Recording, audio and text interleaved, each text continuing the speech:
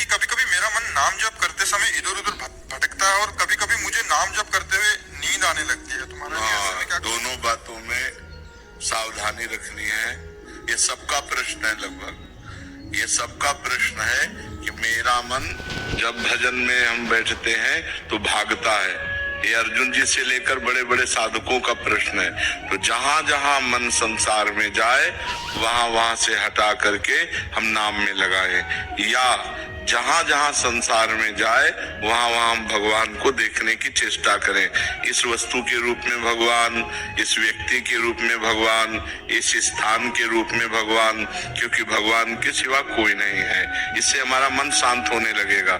जहां जहां जाए वहां से हटा के नाम में लगाना, या जहां जहां जाए वहां भगवान को देखना। और तीसरी बात, अगर हम कुछ नहीं कर पा रहे हैं तो नाम पर ध्यान दें। हमारे मन से सब कूड़ा करकट निकल रहा है। जो गंदी बातें हमारे मन में भरी थी वो सब डिलीट हो रही हैं नाम जप के द्वारा।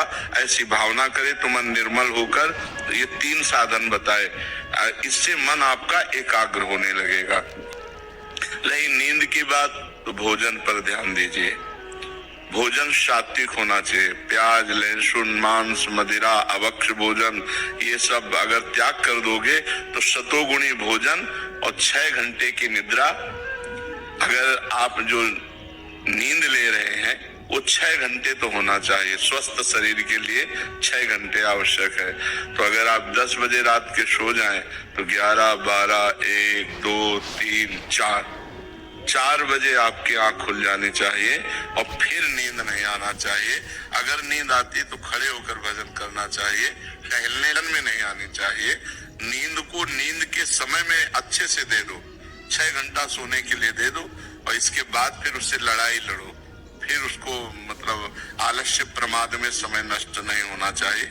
जैसे हमें बैठे नींद आ रहे तुम खड़े हो गए, खड़े भी हमें परेशानी हुई तुम टहल रहे हैं, पानी मुंह में डाल रहे हैं, मुंह में पानी डाल के मुंह पोंछ करके फिर हम भजन में बैठते। लड़ाई लड़नी पड़ेगी तब नींद पर विजय प्राप्त होती है। तो दोनों साधनों को देखे। मन जो बार बार भागे तो इन साधनों को, जब नींद आवे तो ऐसे, पर भोजन का सुधार कर ले। तमोगुणी भोजन पाने से फिर भजन में नींद आएगी। बासी नहीं पाना, बहुत लाल मिर्च नहीं पाना, बहुत तेल के नहीं पदार्थ पाने, और ये अभक्ष्य पदार्थ जो त्याज्य हैं उनको नहीं पाना। इससे सतोगुण बढ़ेगा। सतोगुण से नींद नहीं आएगी। नींद आती है तमोगुण से। निद्रा आलस्य प्रमादोत्तम तत्तामस मुदारतम। तमोगुण से ही नींद, आलस्य और प्रमाद की उत्पत्ति होती है। वही हमें परेशान करता है। तो सतोगुणी भोजन पावे और थोड़ा भोजन पावे। अब दबा के यहाँ तक भोजन पाया तो फिर तमोगुण तो हो ही जाएगा। अगर हमारा 8 रोटी से काम चलता है तो हम 5 रोटी में लावें धीरे धीरे।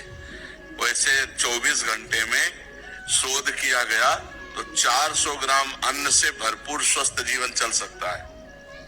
पर अपने देखो किलो 2 किलो तो एक बार में हो जाता है। सब्जी दाल और सब मिला के खान पान।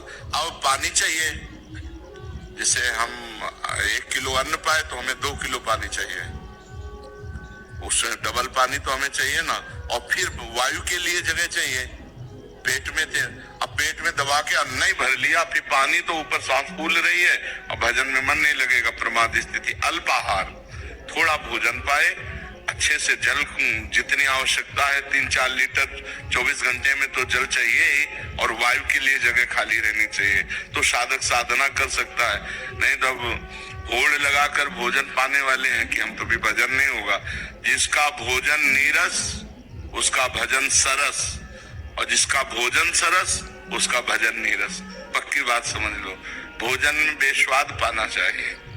दाल रोटी सब्जी उसमें कोई स्वाद, लेकिन स्वाद नाम में लेना चाहिए। राधा राधा